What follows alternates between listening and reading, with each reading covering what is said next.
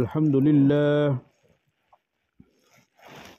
لله وكفى وسلام على عباده الذين اصطفى أما بعد أعوذ بالله من الشيطان الرجيم بسم الله الرحمن الرحيم كل نفس ذائقة الموت وإنما توفون أجوركم يوم القيامة فمن زحزح عن النار وأدخل الجنة فقد فاز وما الحياة الدنيا إلا متاع الغرور وقال النبي صلى الله تعالى عليه وسلم إذا مات الإنسان انقطع عنه عمله عن ثلاث عن صدقة جارية أو علم ينتفع به أو ولد صالح يدعو له أو كما قال عليه الصلاة والسلام۔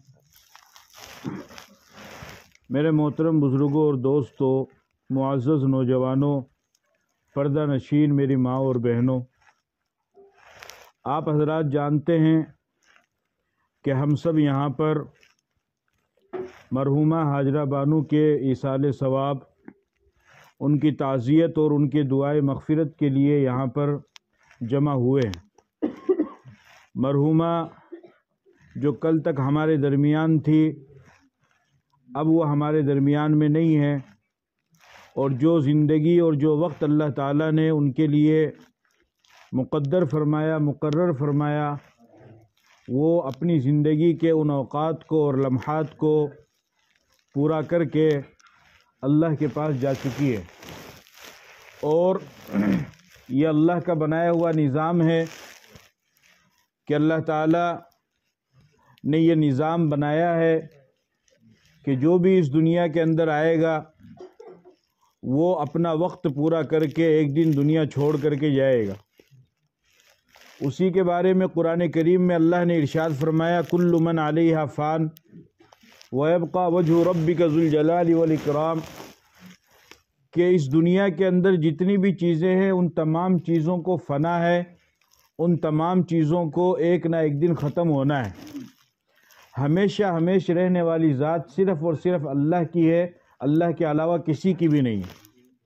اس کے علاوہ جتنی بھی چیزیں دنیا کے اندر ہیں، چاہے وہ انسان ہو یا وہ جنات ہو یا فرشتے ہو یا وہ حیوان ہو یا وہ نباتات ہو یا جمادات ہو، پتھر ہو، شجر ہو، حجر ہو، درخت ہو، زمین ہو، آسمان ہو، جتنی بھی چیزیں ہیں ان تمام چیزوں کا جو وقت اللہ نے مقرر کیا ہے، اس وقت کے پورا ہونے کے بعد وہ چیز ختم ہو جاتی ہے۔ اللہ پاک اس چیز کو مٹا دیتے ہیں، اس کو ختم کر دیتے ہیں۔ اسی طریقے سے انسان یہ بھی اللہ کی ایک مخلوق ہے، تو انسان کے لیے بھی اللہ نے ایک نظام بنایا ہے۔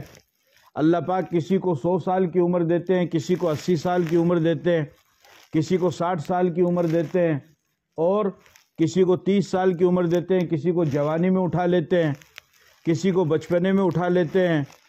اور کبھی ایسا ہوتا ہے کہ ماں کے پیٹ سے بچہ پیدا ہوتا ہے اور پیدا ہونے کے بعد ایک آدھ سانس لیتا ہے یا رونے کی چلانے کی آواز نکالتا ہے، چیختا ہے، اس کے بعد وہ ختم ہو جاتا ہے۔ اور بہت سی مرتبہ تو ایسا ہوتا ہے کہ بچہ اس دنیا کی زندگی کو دیکھ ہی نہیں پاتا ہے، بلکہ ماں کے پیٹ میں ہی وہ ختم ہو جاتا ہے، اس کی زندگی وہیں تک رہتی ہے۔ تو کسی کو 100 سال کی عمر، کسی کو 80 سال کی عمر، کسی کو جوانی میں، کسی کو بچپنے میں، اور کسی کو ماں کے پیٹ میں ہی موت دے دینا، اس کی زندگی کو ختم کر دینا، یہ اللہ کا نظام ہے۔ اور اللہ کے اس نظام کے تحت ہر انسان کو گزرنا پڑے گا۔ بچاؤ کسی کے لیے بھی نہیں ہے، بچاؤ کسی کے لیے بھی نہیں ہے۔ اب سوال یہ پیدا ہوتا ہے کہ اللہ پاک نے آخر اس نظام کو بنایا کیوں؟ ایک انسان جس کو اللہ پاک اتنی بہترین طریقے سے اس کی پرورش کرتے ہیں، اس کی تربیت کرتے ہیں، اللہ پاک انسان کو بناتے ہیں، اور پھر وہ انسان خوبصورت ہوتا ہے، نوجوان ہوتا ہے، اور پھر اس پر بڑھاپا آتا ہے، پھر اللہ پاک اس کی روح کو قبض کر لیتے ہیں۔ ماں کے پیٹ میں 3 اندھیروں میں اللہ پاک انسان کو بناتے ہیں۔ والذی خلقکم من بطون امہاتکم خلقا من بعد خلق فی ظلمات 3۔ اب ماں کے پیٹ کے اندر 3 اندھیروں کے اندر اللہ پاک انسان کو بناتے ہیں، اور بہترین خوبصورت اس کی شکل بناتے ہیں، اس کی ناک بناتے ہیں، اس کی آنکھ بناتے ہیں، اس کے کان بناتے ہیں، اس کے جسم کو تیار کرتے ہیں، اور ہزاروں لاکھوں کی تعداد میں اور بلکہ کروڑوں کی تعداد میں ماں کے پیٹ میں بچے تیار ہو رہے ہیں، اور اللہ پاک اس بچے کو بناتے ہیں، اس کی تربیت کرتے ہیں، اس کی پرورش کرتے ہیں، اور ماں کے پیٹ میں اس کے کھانے پینے کا پہنچنے کا ذریعہ وہ سب اللہ نے بنا رکھا ہے کہ 9 مہینے تک ماں کے پیٹ میں بچہ رہتا ہے، اور اللہ پاک اس کو زندہ بھی رکھتے ہیں، اور پھر اس کے بعد میں وہ بچہ پیدا ہوتا ہے۔ پیدا ہونے کے بعد پھر اللہ پاک نے ماں کی چھاتی کو، ماں کے دودھ کو اس کے جینے کا ذریعہ بنایا، اس کی پیاس بھی اس دودھ سے بجھتی ہے، اس کا کھانا بھی اسی دودھ سے پورا ہوتا ہے، اس کی بھوک بھی اسی دودھ سے مٹتی ہے، اور بچے کے پیدا ہونے کے بعد پھر اللہ پاک ماں باپ کے دل میں بچے کی محبت کو ڈالتے، ورنہ اگر بچے کی محبت کو اللہ پاک ماں باپ کے دل میں نہ ڈالے تو کوئی بھی ماں باپ ایک اجنبی بچے کو وہ رکھنے کے لیے تیار نہیں ہوں گے، بلکہ اس کو وہ کوڑا کرکٹ میں لے جا کر کے ڈال دیں گے۔ لیکن اس بچے کے پیدا ہونے کے بعد وہ بچہ ماں کے پیٹ سے نکلتا ہے تو بیوی کی محبت بھی جاتی ہے بچے کی طرف، اور شوہر کی محبت بھی بچے کی طرف جاتی ہے، اور ماں باپ دونوں اس بچے سے پیار کرنے لگ جاتے ہیں۔ اس کے بعد پھر اللہ پاک اس بچے کا نظام چلاتے ہیں، اس کے جسم کی ساخت ہوتی ہے، اس کا جسم بڑھتا ہے، اس کا جسم بنتا ہے، اس کی آنکھیں دیکھتی ہے، اس کے کان سنتے ہیں، اس کا دل دھڑکتا ہے، اور اس کے پاؤں صحیح کام کرتے ہیں، اس کے ہاتھ صحیح کام کرتے ہیں، اس کی سانسیں چلتی ہے، وہ بچہ بڑا ہوتا ہے، علم حاصل کرتا ہے، تعلیم یافتہ ہوتا ہے، پھر آگے چل کر کے وہ بچہ جوان ہوتا ہے، جوان ہونے کے بعد پھر اس کی شادی کا انتظام ہوتا ہے، شادی ہونے کے بعد پھر اللہ پاک اس کو اولاد عطا فرماتے ہیں، پھر وہ باپ بنتا ہے، اور لڑکی جو ہے وہ ماں بنتی ہے، پھر اس کے بعد میں آگے چل کر کے وہ کاروبار کرنے والا بنتا ہے، پھر اس کے بعد اور آگے چل کر کے وہ خود دادا بنتا ہے، اس کے اولادیں ہو جاتی ہے، اس کے پوتے پوتیاں ہو جاتی ہے، اس طریقے سے۔ اور اللہ پاک نے اس ساری چیزوں کو اس انسان کا غلام بنا دیا ہے، تمام چیزوں کو اس کو مسخر کرنا کہتے ہیں، عربی میں اس کو مسخر کرنا کہتے ہیں، کہ تمام چیزوں کو انسان کے علاوہ جتنی بھی مخلوقات ہیں ان تمام مخلوقات کو اللہ پاک نے انسان کے لیے مسخر کر دیا ہے، یعنی ان کا فرما بردار بنا دیا، ان کا غلام بنا دیا ہے۔ سورج اپنے وقت پر نکلتا ہے، چاند اپنے وقت پر نکلتا ہے، دن اپنے وقت پر آتا ہے، رات اپنے وقت پر آتی ہے، سورج ستارے اپنے وقت پر نکلتے ہیں، موسم اپنے وقت پر آتے ہیں، بارش اپنے وقت پر ہوتی ہے، اور ایک چھوٹا سا معمولی سا بچہ، اس کے ہاتھ میں بڑے سے بڑا جانور، چاہے وہ اونٹ ہو یا ہاتھی ہو، اس کی نکیل، اس کی رسی اس بچے کے ہاتھ میں پکڑا دو تو وہ جانور خاموشی سے اس بچے کے ساتھ ساتھ جدھر وہ بچہ چاہتا ہے ادھر اس کو لے کر کے وہ جاتا ہے، اور وہ خاموشی سے اس کے ساتھ چلتا رہتا ہے، کیونکہ ان ساری مخلوقات کو اللہ پاک نے انسان کے لیے مسخر کر دیا ہے، اس کا فرما بردار بنا دیا ہے، اس کا غلام بنا دیا ہے۔ اب اللہ پاک نے اتنا بہترین نظام چلایا ہے، بنایا ہے، ماں کے پیٹ میں پرورش کی، 3 اندھیروں کے اندر انسان کو پالا، جہاں پر کوئی جاننے والا نہیں، کوئی پہنچ نہیں سکتا ہے، ماں کو تو پتہ ہی نہیں کہ اندر کیا ہو رہا ہے، ماں تو اپنا کام کر رہی ہے، ماں کھانا بنا رہی ہے، ماں جھاڑو لگا رہی ہے، ماں برتن دھو رہی ہے، ماں گھر کی صفائی کر رہی ہے، ماں کپڑے کی سلائی کر رہی ہے، ماں تو اپنے کام میں لگی ہوئی، اس کو کچھ خبر ہی نہیں ہے، وہ اپنے کام میں لگی ہوئی ہے، اور ادھر اندر اللہ پاک انسان کے اس ماں کے پیٹ میں پرورش پانے والے بچے کی آنکھیں بنا رہے ہیں، اس کے کان بنا رہے ہیں، اس کی ناک بنا رہے ہیں، اس کا ہاتھ بنا رہے ہیں، اس کا جسم بنا رہے ہیں، ماں کو کچھ بھی معلوم نہیں ہے، کچھ بھی خبر نہیں ہے، اور ادھر یہ اللہ کا سارا نظام چل رہا ہے۔ پھر اللہ پاک اس کو بناتے ہیں، اس کو جوان کرتے ہیں، اور اتنے بہترین طریقے سے اللہ پاک اس کے لیے سارا انتظام کرتے ہیں، بندوبست کرتے ہیں۔ سانس جیسی نعمت اللہ پاک انسان کو دیتے ہیں کہ انسان اگر غور و فکر کرے تو سانس یہ بھی اللہ کی بہت بڑی نعمت ہے کہ انسان ایک مرتبہ سانس اندر لیتا ہے اور ایک مرتبہ سانس باہر نکالتا ہے۔ اگر اللہ پاک انسان کو یہ کہہ دے کہ دیکھو میں نے تمہیں سانس دے دی ہے، اب اس کا دھیان رکھنا، اس کو ٹائم سے نکالنا اور ٹائم سے اندر لینا، یہ تمہاری ذمہ داری ہے، تو کوئی انسان زیادہ دن تک زندہ رہ نہیں سکتا ہے۔ اس لیے کہ انسان اپنے کام میں اتنا بیزی اور اتنا مشغول ہو جاتا ہے کہ اس کو دھیان ہی نہیں رہے گا، اب وہ نماز پڑھے گا کہ سانس کی طرف دھیان رکھے گا، وہ قرآن پڑھے گا یا اپنے سانس کی طرف دھیان رکھے گا، وہ مزدوری کرے گا یا اپنے سانس کی طرف دھیان رکھے گا۔ لیکن اللہ نے نظام ایسا بنایا ہے جب انسان اندر سانس لیتا ہے تو اندر کی جو تازہ ہوا ہوتی ہے وہ انسان کے جسم کے اندر جاتی ہے اور انسان کے جسم کو پاک صاف کرتی ہے، اسے تازگی بخشتی ہے، اور جب انسان باہر سانس نکالتا ہے تو پھر اس صورت میں جو ہے اندر کی گندگی ہے، جو گیس ہے، جو تیزابیت ہے، اس کو اللہ پاک اس سانس کے ذریعے سے باہر نکالتے ہیں۔ اگر اب میں بیان کر رہا ہوں، میں اپنا کام کر رہا ہوں، میرا بولنے کا کام ہے، میں بول رہا ہوں اور وہ سانس بھی چل رہی ہے، اور ادھر آپ میری بات کو سن رہے ہیں تو آپ کا سننے کا کام ہے، آپ سن رہے ہیں، آپ کی سانس چل رہی ہے، لیکن آپ تھوڑی دیر کے لیے سوچئے کہ اگر اللہ پاک یہ کہہ دیتے کہ بیان کرنے والے تو بیان کرتا رہے، سننے والوں تم سنتے رہو لیکن اپنے سانس کا دھیان رکھنا، تو شاید میرے حساب سے مجلس پوری ہونے سے پہلے ہم لوگ کہیں اور چلے جائیں۔ ایسا ہی ہے نا؟ اب بیان سنشا کہ سانس کا دھیان رکھا، اور وہ تو ہر سیکنڈ میں آؤ گی، کوئی یہ بھی کوئی نہیں 1 گھنٹہ بعد میں آؤ گی، ٹائم دیکھ لے کہ بھائی 10 بجتے آؤ گی، دھیان رکھیو، تیری 9:30 بجے آؤ گی، تیری 10:30 بجے آؤ گی، وہ بھی کوئی نہیں، وہ تو ہر سیکنڈ میں آؤ گی۔ لیکن اللہ کا نظام ایسا ہے کہ اللہ نے یہ سارا نظام بنایا ہے اور انسان اپنے کام کے اندر لگا ہوا، اگر تھوڑی دیر کے لیے بھی تھوڑی سی بھی دیری ہو جائے تو پھر انسان اس دنیا سے دوسری دنیا میں پہنچ جائے گا۔ ایک بزرگ سے سوال کیا گیا کہ اس دنیا میں اور آخرت کی دنیا میں کتنا فاصلہ ہے، کتنی دوری ہے؟ تو انہوں نے فرمایا کہ کچھ بھی دوری نہیں ہے، بس ایک سانس کا فاصلہ ہے، اگر چل رہی ہے تو اس دنیا میں ہے اور اگر رک گئی تو اس دنیا میں ہے، بس اتنا ہی فاصلہ ہے، اس سے زیادہ کوئی فاصلہ نہیں۔ اب آپ اندازہ لگائیے کہ اتنی بڑی نعمتیں اللہ پاک نے انسان کو دی ہے، اللہ انسان کو دیتا ہے، اس کے ہاتھ صحیح کام کرتے ہیں، اس کے پاؤں صحیح کام کرتے ہیں، اس کو عقل اللہ پاک نے دی ہے، اس کو دماغ اللہ پاک نے دیا ہے، اتنی بڑی بڑی نعمتیں اللہ پاک انسان کو دیتے ہیں، اور پھر اس کے بعد میں اللہ پاک اس کی روح کو نکال لیتے ہیں، اس کی جان بھی نکالتے ہیں، تو یہ کیا بات ہے؟ آپ سمجھ رہے بات؟ اتنے بہترین طریقے سے اللہ پاک ماں کے پیٹ میں، پھر ماں کے پیٹ سے نکالنے کے بعد بچپنے میں، پھر لڑکپن میں، پھر جوانی میں، پھر بڑھاپے میں، اس طریقے سے اللہ پاک انسان کو ترقی دیتے ہیں اور پھر اس کے بعد میں اس کی جان بھی نکال لیتے ہیں، تو یہ کیا بات ہوئی؟ سیدنا حضرت موسیٰ علیہ السلام نے ایک موقع پر اللہ پاک سے یہی سوال کیا کہ اللہ آپ اتنے بہترین طریقے سے انسان کی پرورش کرتے ہیں، اس کی تربیت کرتے ہیں، پھر اس کے بعد میں اس کی روح بھی قبض کر لیتے ہیں، ایسا آپ کیوں کرتے ہیں؟ تو اللہ پاک نے فرمایا کہ موسیٰ تم ایک کام کرو، کھیتی کرو۔ حضرت موسیٰ علیہ السلام نے کھیتی کی، کھیتی کرنے کے بعد جب فصل پک کر کے تیار ہو گئی تو فصل پک کر کے تیار ہونے کے بعد کسان کیا کرتا ہے؟ اس فصل کو کاٹتا ہے، کاٹنے کے بعد میں اس میں جو اناج ہوتا ہے اور جو خوراک ہوتی ہے، کھانے کی چیزیں، قابل چیزیں ہوتی ہیں، وہ چاہے سبزی ہو، ترکاری جو بھی ہو، ان کو وہ کاٹ کر کے الگ رکھتا ہے، اور جو بھوسا ہوتا ہے، جو کچرا ہوتا ہے، اس کو وہ کاٹ کر کے الگ کر دیتا ہے۔ تو جب انہوں نے فصل پکنے کے بعد میں اس کو کاٹا، اس کھیت کو، تو اللہ پاک نے فرمایا کہ موسیٰ اس کھیت کو کیوں کاٹا ہے؟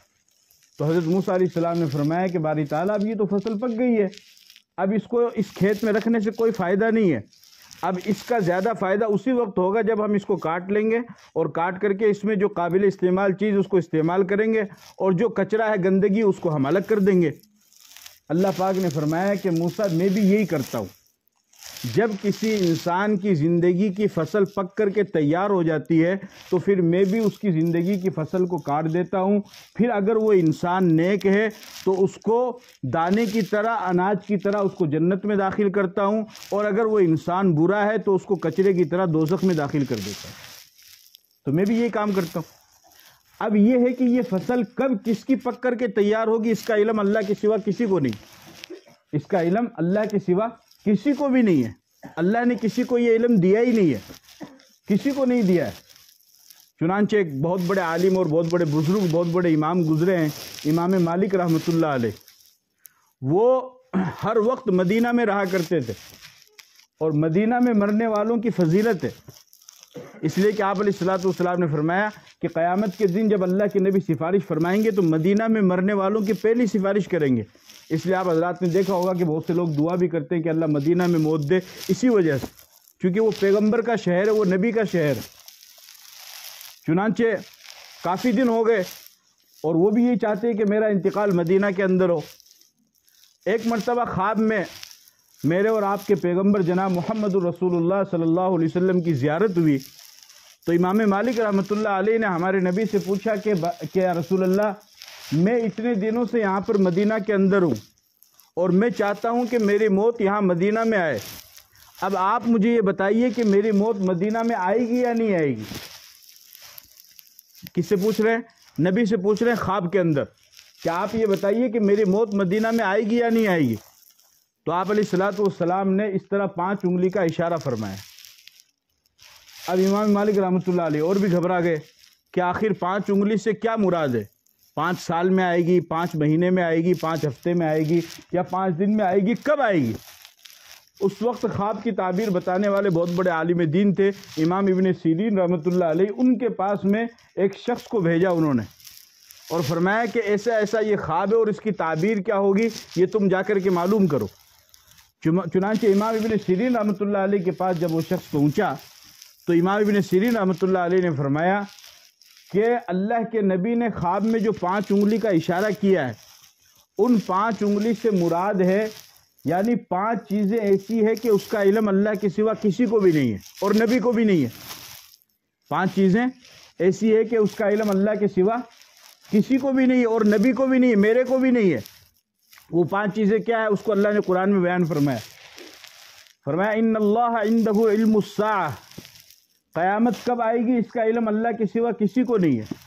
یہ تو طے ہے کہ آئے گی، اور حدیث میں یہاں تک آتا ہے کہ جمعے کے دن آئے گی، اور بلکہ بعض کتابوں میں یہاں تک کہ 10 محرم کو آئے گی. یہ بھی ٹھیک ہے، لیکن کون سی 10 محرم کی جمعے کو آئے گی اس کا علم اللہ کے سوا کسی کو نہیں ہے، یہ صرف اللہ کو معلوم ہے. دوسرا فرمایا وَيُنَزِّلُ الْغَيْثَ، بارش کب ہوگی اس کا علم بھی اللہ کے سوا کسی کو نہیں ہے. وَيَعْلَمُ مَا فِي الْأَرْحَامِ، عورت کے رحم میں بچہ ہے یا بچی ہے، اور پھر وہ جو بچہ یا بچی پیدا ہوگی وہ نیک بخت ہوں گے یا بدبخت ہوں گے، نیک ہوں گے یا برے ہوں گے، اس کا علم بھی اللہ کے سوا کسی کو نہیں. بہت سی دفعہ ایسا ہوتا ہے کہ شیطان کے گھر میں ولی پیدا ہو جاتا ہے اور ولی کے گھر میں شیطان پیدا ہو جاتا ہے. تو نیک ہوگا یا برا ہوگا اس کا علم صرف اللہ کو ہے.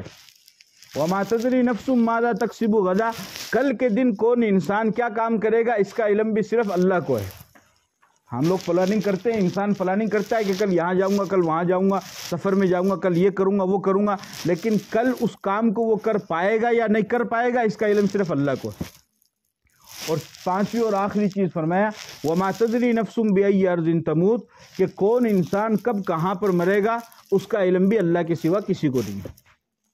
تو امام مالک رحمۃ اللہ علیہ کو جواب مل گیا کہ یہ 5 چیزیں ایسی ہے کہ ان 5 چیزوں کا علم صرف اور صرف اللہ کو ہے، اللہ کے علاوہ کسی کو نہیں ہے. اور ان 5 چیزوں میں 5ویں چیز یہ ہے کہ کس انسان کو کب موت آئے گی اس کا علم بھی صرف اللہ کو ہے، کسی کو نہیں معلوم، کسی کو بھی نہیں معلوم. جب ایک انسان بیمار ہوتا ہے اور اس کو اللہ نہ کرے کوئی سخت تکلیف آ جائے، بیماری آ جائے، تو مثال کے طور پر مان لیجئے اس کو کینسر ہو گیا یا کوئی بہت بڑی تکلیف بیماری آ گئی. اب وہ ڈاکٹر کے پاس جاتا ہے. اب ڈاکٹر سے وہ بہت نرمی سے بات کرتا ہے، پیار سے بات کرتا ہے، اس کی ایک ایک بات کو دھیان سے سنتا ہے. ڈاکٹر صاحب یہ دوا کیا لینی ہے، کد لینی ہے، دودھ کا ساگر لینی ہے، پانی کا ساگر لینی ہے، خالی پیٹ لینی ہے، روٹی کھا کے لینی ہے، کیا لینی ہے، ایک ایک چیز کو وہ ڈاکٹر سے پوچھتا ہے. اور اس کا دماغ، اس کا ذہن، اس کی سوچ یہ ہوتی ہے کہ بس کسی طریقے سے ڈاکٹر ایسی کوئی تدبیر اختیار کرے کہ بس میں بچ جاؤں اور میں دنیا سے نہ جاؤں. جبکہ سچی بات تو یہ ہے کہ جس طریقے سے اس مریض کو اپنی موت کا نہیں پتا، اس ڈاکٹر کا بھی نہیں پتا، اس کا بھی تو نہیں پتا نا. اس کی کیا گارنٹی؟ ہو سکتا ہے کہ یہ مریض تو صحیح ہو جائے اور وہ ڈاکٹر ہی دنیا سے چلا جائے. وہ تدبیر تو بتائے گا، وہ دوا تو لکھ کر کے دے گا، وہ نسخے تو بتائے گا، وہ سارے کام کرے گا، لیکن ڈاکٹر خود یقین کے ساتھ یہ نہیں کہہ سکتا ہے کہ میں بھی کل کے دن زندہ رہوں گا. کیوں؟ اس لیے کہ اس کا علم نہ تو ڈاکٹر کے پاس میں ہے، نہ کسی ولی کے پاس میں ہے، نہ کسی پیر کے پاس میں ہے، نہ کسی نبی کے پاس میں ہے، بلکہ انسان کی موت کا علم صرف اور صرف کس کے پاس میں ہے؟ اللہ کے پاس میں. تو یہ اس وجہ سے انسان کی فصل، کھیتی، زندگی کی فصل پک کر کے تیار ہو جاتی ہے تو اللہ پاک پھر اس کو اپنے پاس بلا لیتے. اچھا، اب ہم لوگ یہ سمجھتے ہیں، بولے یار یہ سسٹم تو نہیں ہونا چاہیے. یہ کیا مطلب ہے؟ ماں کا جنازہ میری آنکھ کے سامنے اٹھ گیا، میرے باپ کا جنازہ میری آنکھ کے سامنے اٹھ گیا، میرے دادا جی چل گئے میرے آنکھ کے سامنے. یہ تو اپنی سوچ ہے.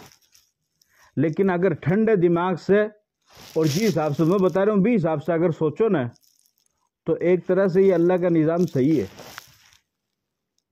ایک طرح سے یہ اللہ کا نظام صحیح ہے. ٹھیک ہے کیا مول صاحب موت ہوا میت ہوا آنکھوں کے سامنے جنازہ لوگ روئے پورا گھر اجاڑ دے پورا گھر میں شور ہو جاؤ، یہ صحیح ہے.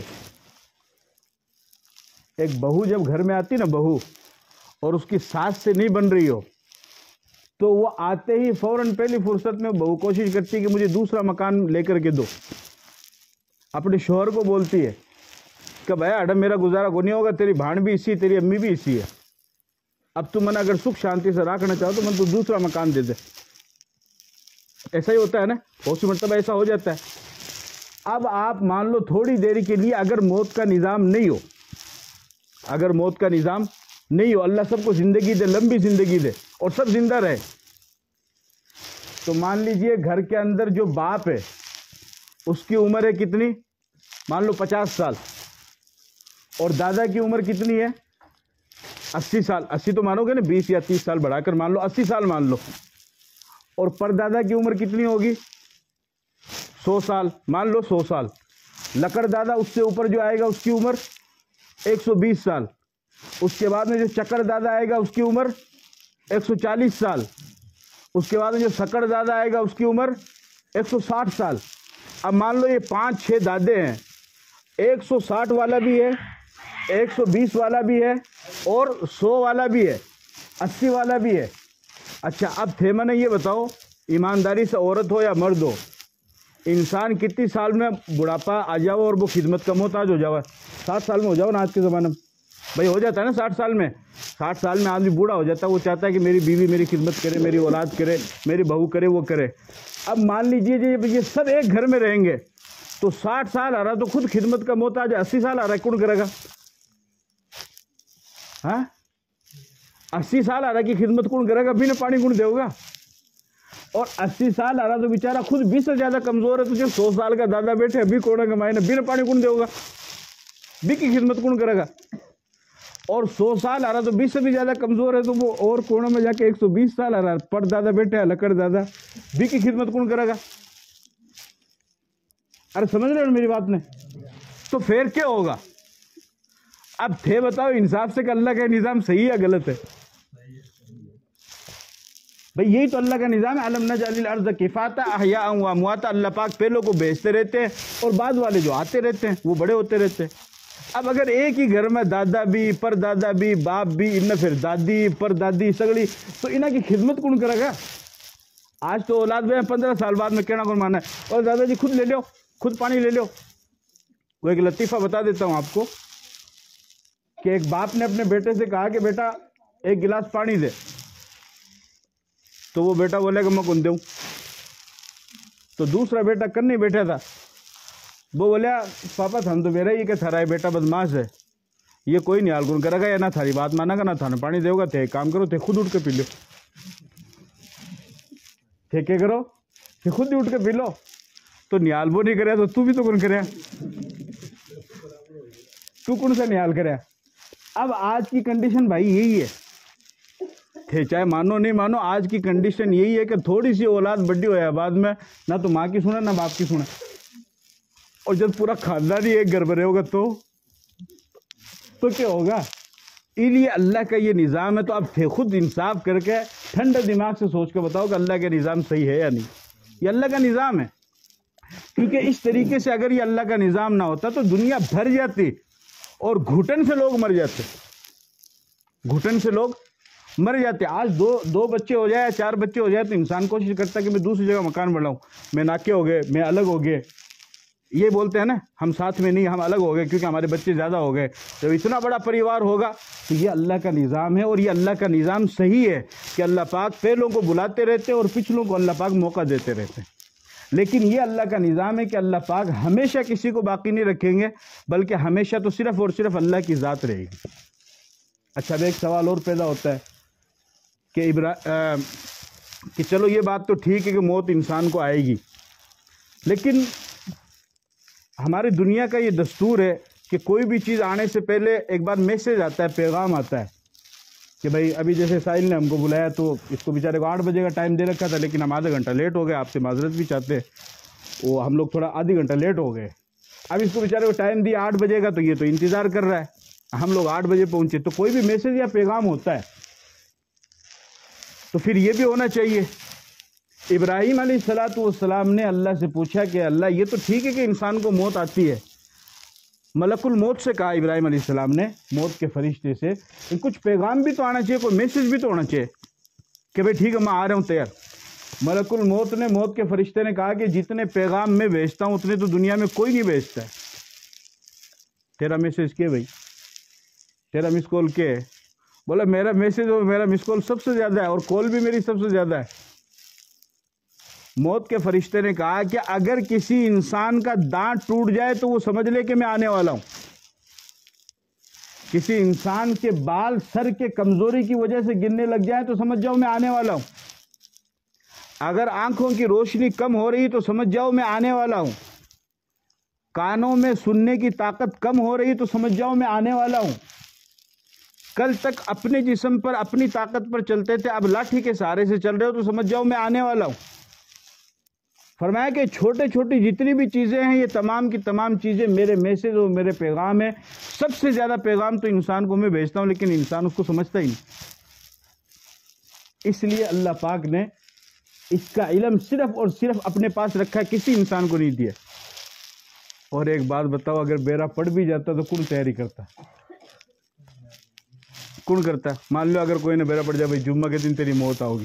اب بولا آج کون سا؟ آج جمعہ ہی ہے نا، اگلے جمعہ نے موت آؤگی. ارے آج تو شنیوار پڑا ہے، اتوار پڑا ہے، منگل سے نماز چالو کریں گے.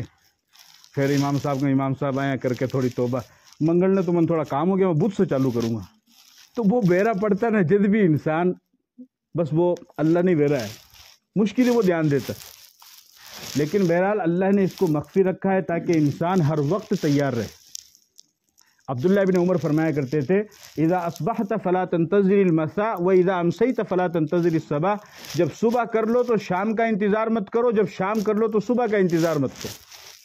وہ اللہ کو معلوم ہے کہ آپ اپنے گھر کے بستر پہ سوئیں گے یا قبر میں جا کر کے سوئیں گے، کچھ نہیں معلوم. انسان کی زندگی کا کوئی بھروسہ نہیں، پل کی خبر نہیں ہے، پل کا بھی بھروسہ نہیں ہے. ساما ہے 100 برس کا، پل کی خبر نہیں، کچھ بھی خبر نہیں.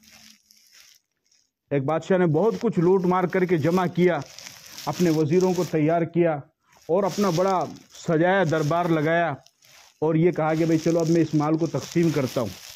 چنانچہ دروازے سب بند کر دیے گئے اور بادشاہ سلامت جو ہے اسٹیج کے اوپر بیٹھے. اتنے میں ایک شخص نے دروازہ کھٹکھٹایا، ایک فقیر نے. دربان نے گارڈ جو تھا اس نے دروازہ کھولا، کہا میں تمہارے بادشاہ سلامت سے ملنا چاہتا ہوں. بولا تیری کیا حیثیت، تو کیا کرنے کے لیے آیا ہے؟ بولا میں ملنا چاہتا ہوں. بادشاہ نے پوچھا کون ہے؟ کہا کوئی فقیر آیا ہوا ہے. کہا تو نے مزہ نہیں چکھایا؟ بولا میں نے ڈانٹ دیا اس کو.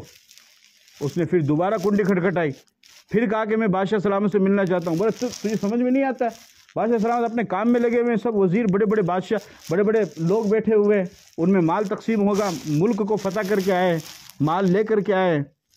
پھر تیسری مرتبہ میں وہ شخص وہاں سے اٹھا اور سیدھا اسٹیج کے اوپر گیا اور جا کر کے بادشاہ کے کان میں کہا کہ میں ملک الموت ہوں اور تیری روح قبض کرنے کے لیے آیا ہوں.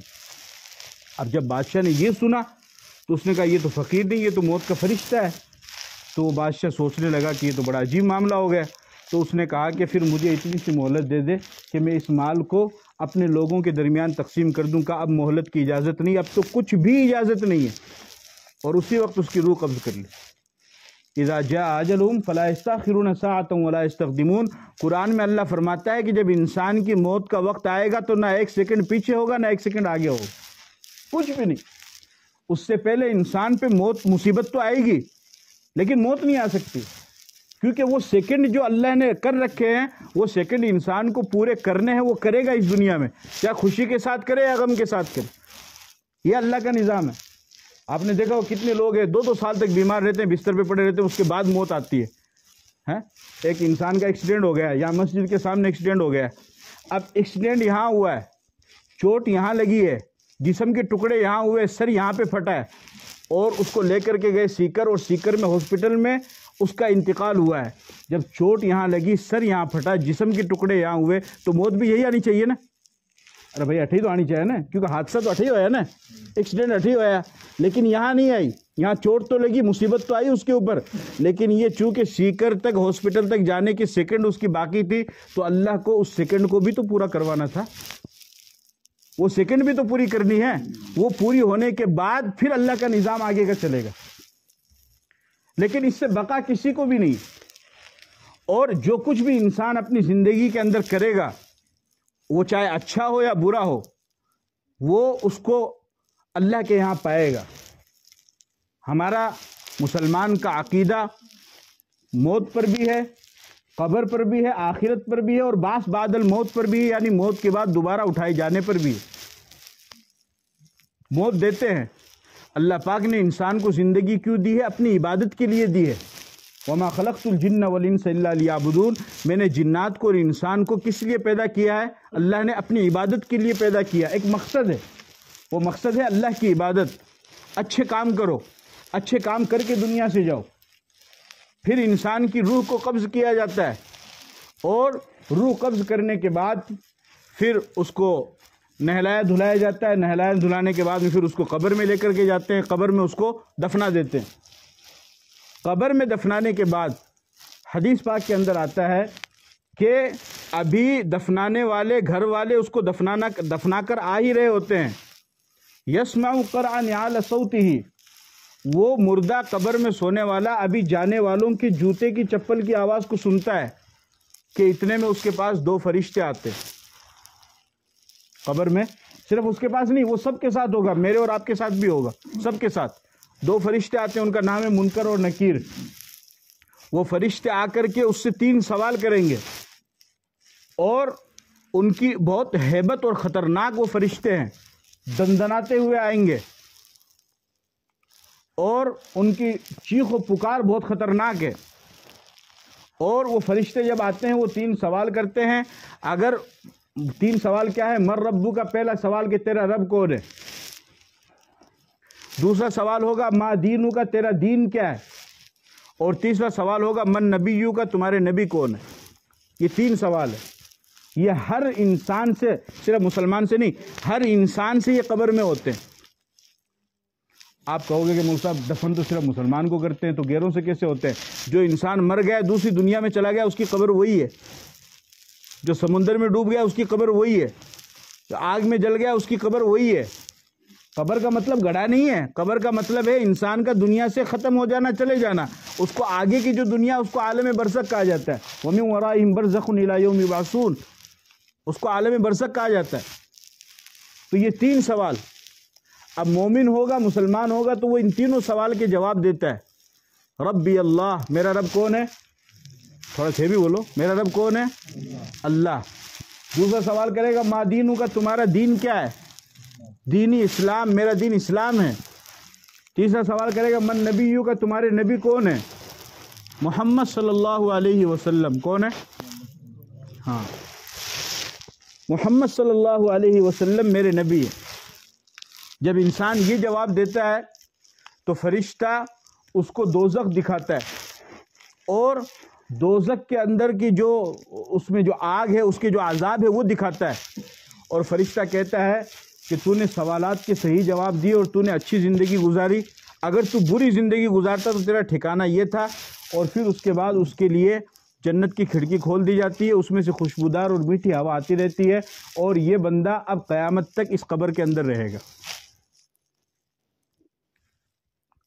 آگے کیا ہوگا؟ اب اس کے جسم کو مٹی کھائے گی یا کیڑے مکوڑے کھائیں گے؟ صرف 2 ہستی ایسی ہے کہ جن کے بارے میں حدیث میں آتا ہے کہ ان کے جسم کو مٹی آگ نہیں لگا سکتی، ایک تو انبیاء اور دوسرے شہداء جو اللہ کے نام پر لڑتے ہوئے شہید ہو گئے، اور دوسرے نبی۔ یہ 2 ہستی ایسی ہے کہ ان کو قبر کی مٹی نہیں کھا سکتی ہے، یہ جیسے قبر میں دفن کیے جاتے ہیں قیامت تک ویسے ہی رہیں گے۔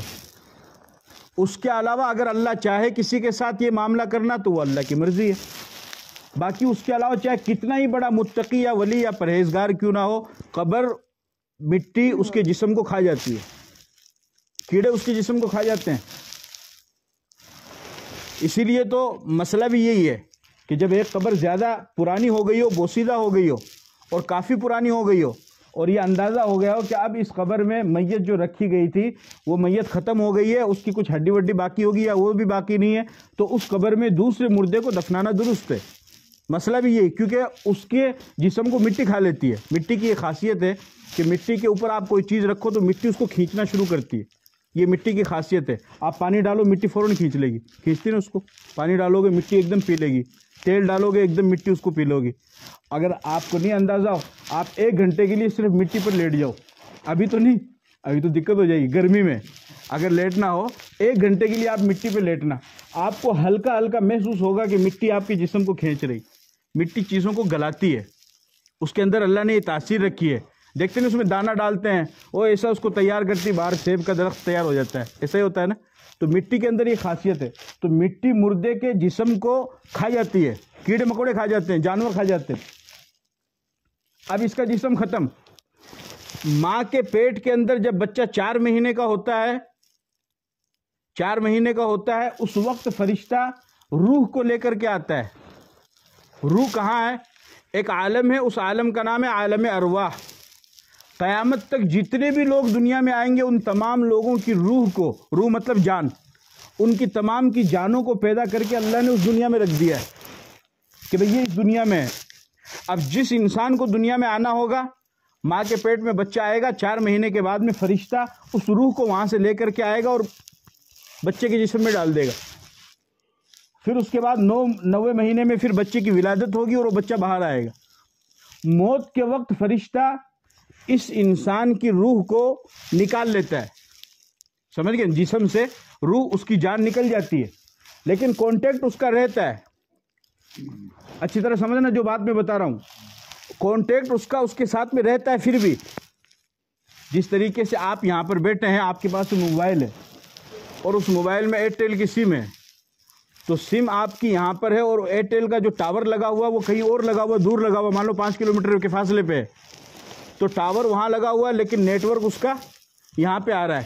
اسی طریقے سے جب انسان کی موت آتی ہے تو فرشتہ اس کی روح کو نکالتا ہے، اور نکال کر کے اس کے 2 مقام ہیں۔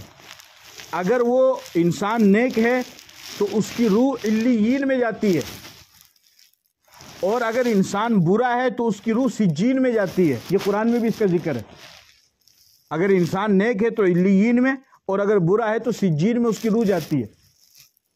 اب اس کے روح کا کانٹیکٹ ہے، اور اتنا کانٹیکٹ ہے کہ گھر والے جو کچھ بھی کرتے ہیں وہ اس کی روح کو پتہ چلتا ہے۔ اسی لیے حدیث پاک کے اندر آتا ہے کہ جب کسی کا انتقال ہو جائے تو اس کو دفنانے میں جلدی کرو۔ مردہ خود کہتا ہے کہ اب دیری مت کرو، اس لیے کہ اگر وہ نیک ہے تو اس کو جلدی اس کے منزل پہ، مقام پہ پہنچا، وہ اس نے اللہ کو راضی کیا، وہ اللہ کے پاس جائے گا، قبر میں جائے گا۔ اور اگر وہ برا ہے تو بھئی برے کی مصیبت کو تم کیوں رکھ رکھے، اس کو جلدی پہنچاؤ۔ تو جب لیٹ کرتے ہیں گھر والے تو فرشتہ، وہ مردہ خود کہتا ہے کہ بھئی تم مجھے اتنا لیٹ کیوں کر رہے ہو، مجھے جلدی دفناؤ۔ یہ کیسے بولتا ہے؟ اس روح کا تعلق رہتا ہے، سمجھ گئے؟ جان کا اس کے ساتھ تعلق رہتا ہے۔ اب گھر والے اس کو نہلائیں گے، دھلائیں گے، اس کو تیار کریں گے، اس کو قبر کے اندر ڈال دیں گے۔ قبر میں ڈالنے کے بعد جب رشتہ دار اس کو دفنا کر کے آئیں گے اور وہ ان کی جوتوں کی آواز کو سنتا ہے، تو اب وہ جو روح لے کر کے گیا تھا فرشتہ، وہ روح دوبارہ اس میں آئے گی، اس کے جسم میں، یعنی اس کا تعلق تھوڑا زیادہ قوی ہو جائے گا، مضبوط ہو جائے گا۔ پھر وہ فرشتے اس کو بٹھائیں گے، بٹھا کر کے اس سے یہ 3 سوال کریں گے، اور اس کو سب کچھ پتہ ہے، اس کو سب کچھ پتہ ہے۔ اچھا، اب وہ جو روح ہے اگر وہ نیک ہے تو وہ علیین میں، اور اگر وہ بری ہے تو سجین میں، اور یہ جسم انسان کا یہاں کیا نام گاؤں کا کولیڈا میں پڑا ہوا ہے، قبرستان ہے نا، یہاں قبرستان میں پڑا ہوا ہے، لیکن روح وہی ہے، لیکن اس روح کا اس جسم کے ساتھ تعلق ہے، اور اتنا تعلق ہے کہ قبر میں اگر اس کو ثواب مل رہا ہے تو اس روح کو بھی سکون ملے گا، اور اگر قبر میں اس جسم کو عذاب مل رہا ہے تو وہ بھی بے سکون ہو جائے گی، وہ بھی تڑپے گی۔ اور اتنا تعلق ہے، حدیث پاک کے اندر آتا ہے کہ جب کوئی گھر والا ایصال ثواب کرتا ہے تو اس ایصال، وہ جو گیا ہے دنیا سے، جیسے ساحل کی ساس کا انتقال ہوا ہے، اب ساحل نے ایک پروگرام کروایا ہے، اب ہم دعا کریں گے، تعزیت کریں گے، ایصال ثواب کریں گے، تو اس کی ساس کو پتہ چلے گا وہاں پر پتہ کیسے چلے گا؟ روح تو وہیں پر ہے، جسم یہاں قبرستان میں، لیکن اس کا تعلق اس کے ساتھ میں ہے، اور اتنا تعلق رہتا ہے کہ جو کچھ بھی اس کے لیے کیا جاتا ہے اس کو پتہ چلتا ہے۔ بلکہ حدیث پاک کے اندر تو یہاں تک آتا ہے کہ جب کوئی انسان کسی قبر پر کھڑے ہو کر کے ایصال ثواب کرتا ہے تو مردہ اس کو پہچانتا ہے۔ اسی لیے حدیث پاک کے اندر آتا ہے کہ مردے کے پاؤں کی طرف کھڑے ہو کر کے پڑھنا چاہیے جو بھی آپ کو پڑھنا ہے۔ ابتدا میں جب دفن کریں گے تب تو سورہ بقرہ کی کچھ آیتیں ہیں وہ تو سر کی طرف، اور آخری جو آیتیں ہیں وہ پاؤں کی طرف کھڑے ہو کر کے پڑھیں، اس لیے کہ پاؤں کی طرف کھڑے ہو کر کے جب آپ پڑھیں گے تو وہ آپ کو پہچانے گا۔ آپ اس کو نہیں دیکھ سکتے ہیں لیکن مردہ آپ کو دیکھ لیتا ہے۔ مردہ آپ کو کیوں دیکھ لیتا ہے اور آپ اس کو کیوں نہیں دیکھ سکتے ہیں؟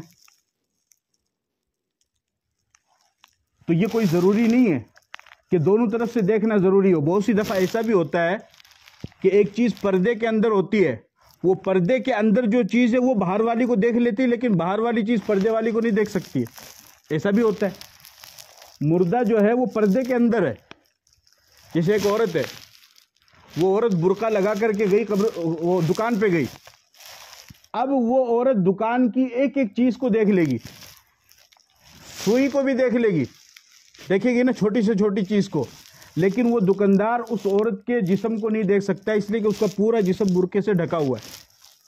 تو جس طریقے سے عورت پردے کے اندر ہے اس کو دکان والا نہیں دیکھ سکتا ہے لیکن وہ عورت دکان کی ایک ایک چیز کو دیکھ لیتی ہے، اسی طریقے سے مردہ وہ قبر کے پردے کے اندر ہے تو وہ ایصال ثواب کرنے والے کو دیکھ لیتا ہے لیکن باہر کھڑے ہو کر ثواب کرنے والا اس مردے کو نہیں دیکھ سکتا۔ سمجھ میں آ رہی بات؟ اس طریقے سے لیکن اس کا تعلق رہتا ہے، اور وہ مرنے والا مردہ وہ انتظار میں رہتا ہے کہ کوئی میرے لیے ایصال ثواب کرے، کوئی میرے لیے ایصال ثواب کرے۔ بلکہ یہاں تک کتابوں کے اندر لکھا ہوا ہے کہ ان میں آپس میں باتیں ہوتی ہے، ان میں آپس میں کیا ہوتی ہے؟ باتیں ہوتی ہیں، اور مردہ انتظار کرتا ہے۔ جس طریقے سے آپ کا لڑکا کام کرتا ہے، کوئی سعودیہ میں، کوئی دبئی میں، کوئی مسقط میں، مہینہ ہو گیا، 1 تاریخ ہو گئی، 2 تاریخ ہو گئی، 5 تاریخ ہو گئی، فون ہی نہیں آتا ہے، تو آپ ادھر سے فون کرتے ہیں، کیا ہے بیٹا کفیل مل کو نہیں گئے، لائٹ کا بل آئے ہے، پانی کا بل آئے ہے، وہ بھان نے دوا دلانی تھا، لیمان بیمار ہو رہی بن دوا دلانی ہے، یہ کرنا ہے وہ کرنا ہے۔ تو جس طریقے سے مہینہ پورا ہونے کے بعد آپ اپنے بیٹے کی پگار کا انتظار کرتے ہیں، اس طریقے سے مرنے والا مرنے کے بعد ایصال ثواب کا انتظار کرتا ہے کہ کون میرے لیے ثواب بھیج رہا ہے۔ اور اچھا آپ کے 10 گھر ہیں، 10 گھر میں ایک کا بیٹا جو ہے وہ 20,000 کماتا ہے، دوسرا کا بیٹا مہینے کے 30,000 کماتا ہے، تیسرے کا مہینے کے 50,000 کماتا ہے، تو زیادہ خوشی کس کو ہوگی؟ 50 والے کو ہوگی نا۔ اسی طریقے سے ایصال ثواب کیا جاتا ہے، آپ اپنے دادا کے لیے کر رہے ہیں، وہ اپنے دادا کے لیے کر رہا ہے، وہ اپنے دادا کے لیے کر رہا ہے، تو جس کے لیے زیادہ ایصال ثواب ہوتا ہے وہ دادا جی وہاں قبر میں خوش ہوتے ہیں کہ بولا مالا پوتا تھا سے زیادہ بھیجا ہے۔ یہ اس کو کیسے پتہ چلتا ہے؟ یا جسم ہے لیکن وہ روح کا تعلق ہے۔ اب اس کے بعد کیا ہوگا کہ یہ جسم دھیرے دھیرے گلنا شروع ہو جائے گا، یہ ختم ہو جائے گا، کچھ بھی باقی نہیں رہے گا۔ اب یہ ختم، مٹی ہو گیا ہے، اب یہ کیا ہو گیا ہے؟ مٹی ہو گیا ہے۔ میری بات سمجھ میں آ رہی ہے؟ ہاں، اب قیامت کا دن آئے گا۔ قیامت کا دن کسے کہتے ہیں؟ جیسے اللہ نے دنیا بنائی ویسے ختم کرے گا، نہ زمین، نہ آسمان، چاند، سورج، ستارے، کچھ بھی باقی نہیں رہے گا، سب چیزیں ختم، سب چیزیں ختم۔ اب اللہ پاک سور پھونکے گا، فرشتہ اسرافیل علیہ السلام، اس سور سے سب ختم ہو جائیں گے۔ پہلے سور سے نفخہ اولا، فَإِذَا نُفِخَ فِي الصُّورِ نَفْخَةٌ وَاحِدَةٌ، اور جب دوسرا سور پھونکا جائے گا تو پھر سب کے سب انسان کھڑے ہو جائیں گے۔ جس طریقے سے فصل نکلتی ہے زمین میں سے، اس طریقے سے انسانوں کے سروں کی فصل نکلے گی۔ کمل صاحب مالا پردادا نے مریا تو 200 سال ہو گئے، بنا مریا تو 2000 سال ہوگی، آدم علیہ السلام پیدا ہوئے تھے تو کہہ رہا کوئی لاکھوں سال ہوگی، مرگے مٹ گئے، ختم ہو گئے، گل گئے، سڑ گئے، کون زندہ کرے گا؟ یہ نا کھڑسا ہو گیا، کہاں پیرا پڑے گا؟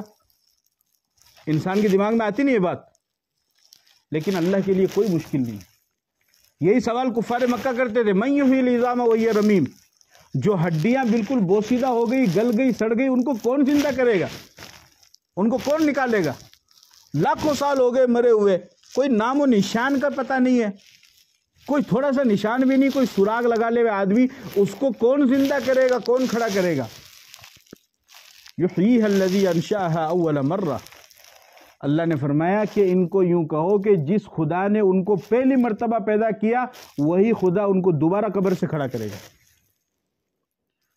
اچھا ایک چیز اور بتاؤ، انسان کو کوئی چیز بنانی ہو، اس کا نمونہ اس کے پاس میں ہو، نمونہ مطلب سیمپل، تو وہ چیز بنانی آسان ہوتی ہے نا؟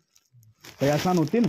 کوئی بھی آپ لوگ جیسے مثال کے طور پہ کام کرتے ہیں، فرنیچر کا کام کرتے ہیں، تو ایک نمونہ دکھائی، ایک فوٹو دکھائی اس کے ساتھ، دیکھو یہ میں میری بچی کی شادی کر رہا ہوں، میں نے ای کا جو وہ پلنگ ہوگا وہ ای ٹائپ کا ای سیمپل ہے، ای حساب سے بنانا ہے، تو بنانا ہر کے لیے آسانی ہوگی۔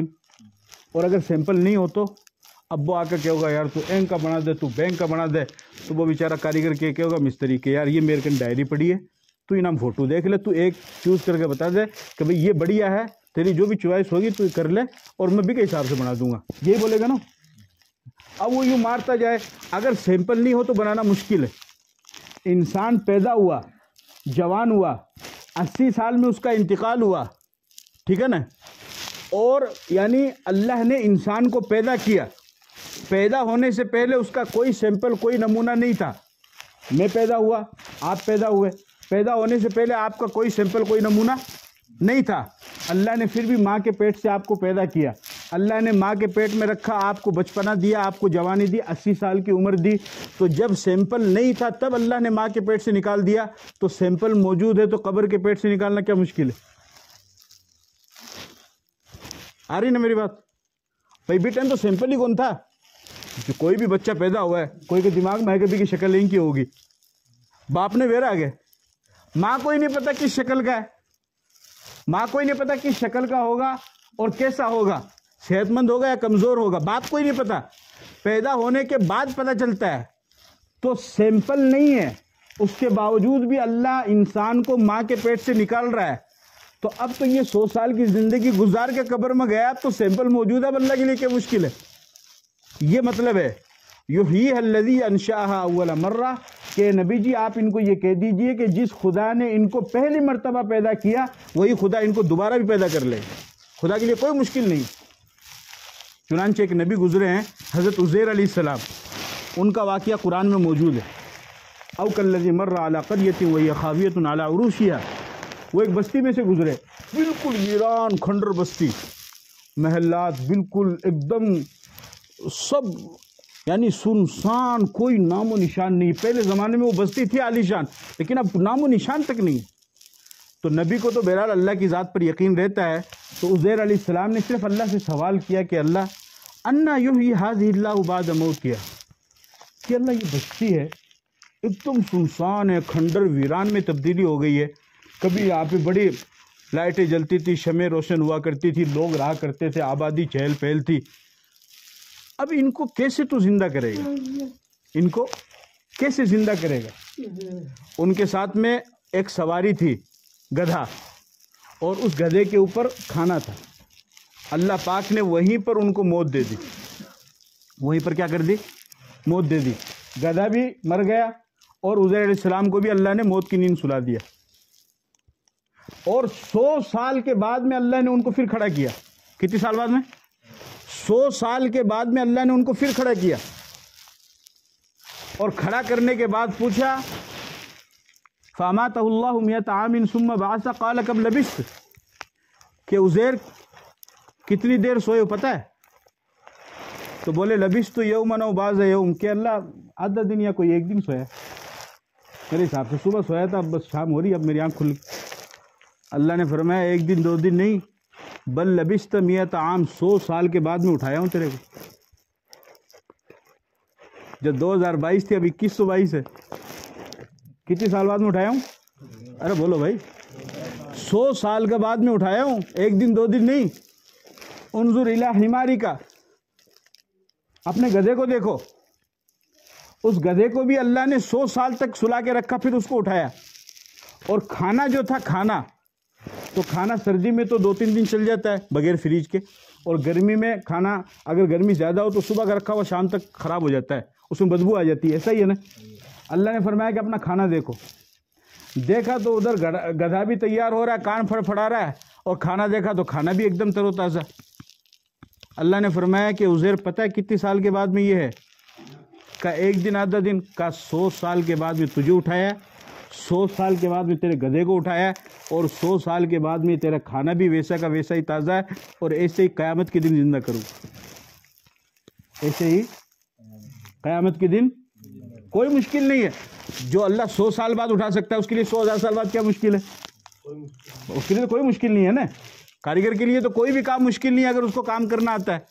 تو یہ اللہ نے مثال دی, وَلِنَجْعَلَكَ آیَةً لِلنَّاسِ وَانظُرْ إِلَى الْعِظَامِ كَيْفَ نُنْشِزُهَا ثُمَّ نَكْسُوهَا لَحْمًا. یہ نشانی ہے لوگوں کے لیے کہ اللہ پاک اسی طریقے سے قیامت کے دن دوبارہ انسان کو زندہ کریں گے. یہ بات میں تھانوں کیوں کہہ رہا ہوں؟ میں یہ لیے بتا رہا ہوں کہ آج بہت سارے مسلمان ایسے ہیں کہ ان کو سمجھ میں نہیں آتا ہے. ارے بولے مر گئے کھپ کے کون زندہ کرے گا, کون اٹھاؤ گا, دیکھیے آیا اٹھاؤ گا جہاں میں بتا رہا ہوں.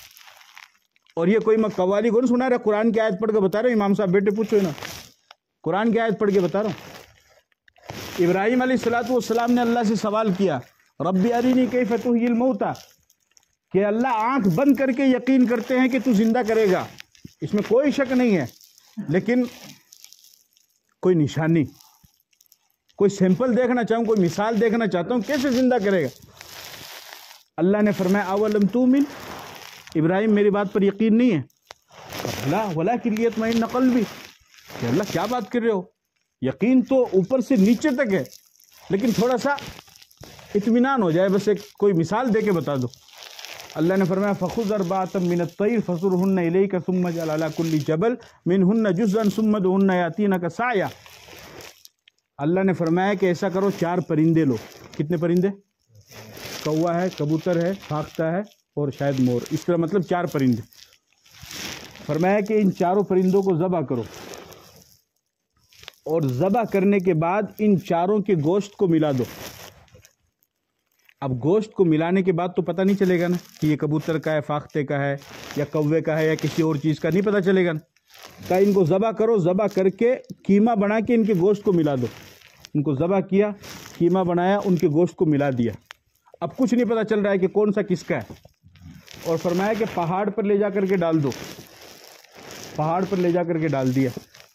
پھر اللہ نے فرمایا ثم ادعوهن یاتینک سعیا, اور پھر اس کے بعد ایک ایک پرندے کو آواز دو.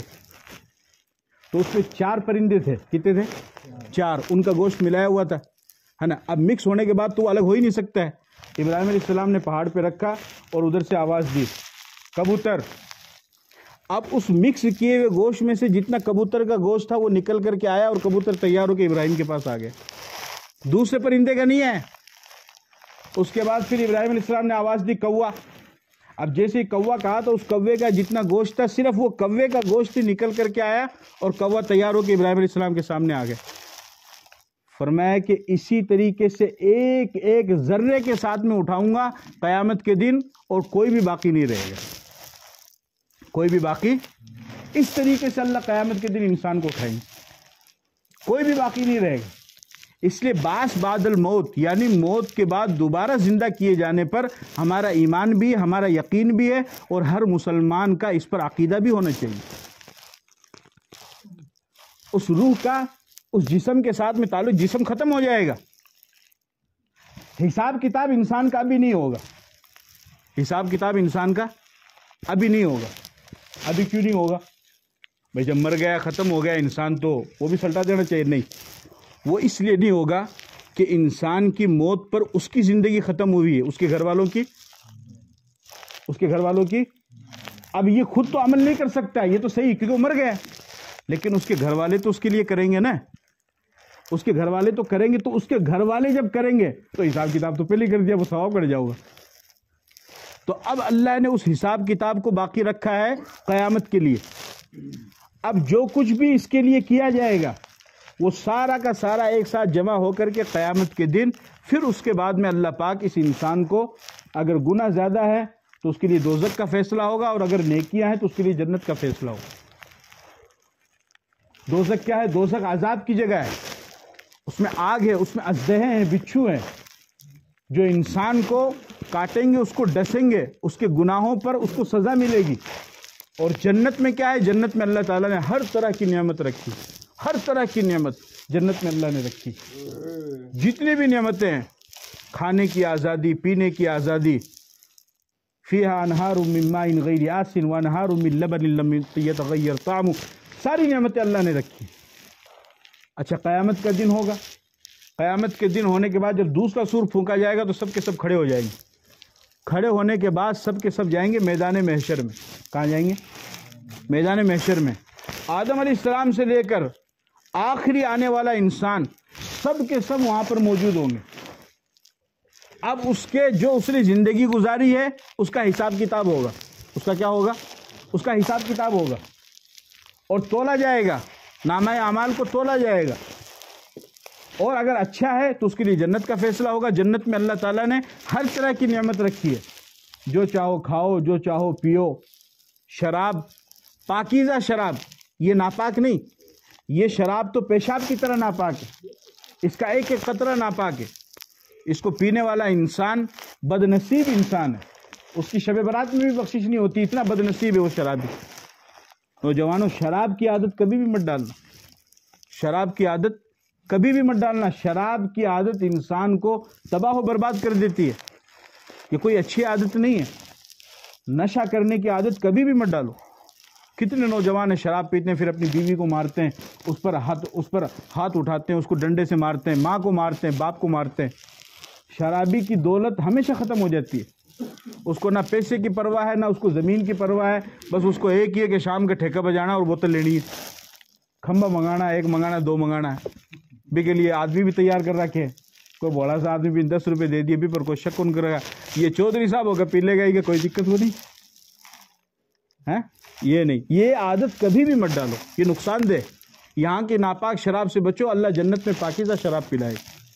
اور میاں بیوی کا ایک تعلق ہوگا، اور موت نہیں، بیماری نہیں، بڑھاپا نہیں، زندگی جوانی، ہمیشہ جوان رہو گے، جو چاہو کھاؤ پیو۔ اصل زندگی تو میرے عزیزو وہ ہے، وہ جنت کی زندگی ہے، میاں بیوی کے ساتھ میں رہیں گے، اور اللہ پاک انسان کو، مسلمان کو 72 حور عطا کریں گے، ان کو عورتیں عطا کریں گے۔ 72 حور، حور کسے کہتے ہیں؟ جنت کی عورت، جس کو اللہ نے نور سے بنایا ہے۔ وہ اتنی خوبصورت ہوگی کہ جب وہ پانی پیے گی تو گلے سے پانی اترتا ہوا نظر آئے گا، جب وہ چلے گی تو اس کی پنڈلی میں انسان کو اپنا چہرہ نظر آئے گا، اور وہ اتنی خوبصورت ہے۔ حدیث پاک کے اندر آتا ہے جنت کی عورت کہ اگر وہ اپنے دوپٹے کو اس دنیا میں لہرا دے تو پوری دنیا کی ہوا خوشبودار ہو جائے، اور اگر وہ صرف جھانک کر کے دیکھ لے، پورا منہ نہیں نکالنا ہے، اگر وہ دنیا میں صرف جھانک کر کے دیکھ لے تو اس کے چہرے کی خوبصورتی اتنی ہے کہ سورج کی روشنی بھی کم پڑ جائے گی۔ اگر وہ تھوک دے، تھوکتی نہیں ہے کیونکہ تھوک عیب ہے، جنت میں تھوک نہیں ہوگا، وہ تھوکتی نہیں ہے، لیکن اگر وہ تھوک دے تو 7 سمندر جو کڑوے ہیں وہ میٹھے ہو جائے۔ یہ اللہ پاک مرد کو جنت میں دیں گے، لیکن دنیا کی جو بیوی ہوگی وہ ان سب کی سردار ہوگی، اور وہ ان سے بھی زیادہ خوبصورت ہوگی۔ صحابہ نے پوچھا کہ یا رسول اللہ ایسا کیوں ہوگا؟ تو آپ نے فرمایا اس لیے کہ دنیا کی عورت نے نماز پڑھی ہے، جنت والی نماز تھوڑی پڑھی ہے۔ دنیا کی عورت نے روزہ رکھا ہے، دنیا کی عورت نے صدقہ کیا ہے، اس نے تھوڑی صدقہ کیا ہے۔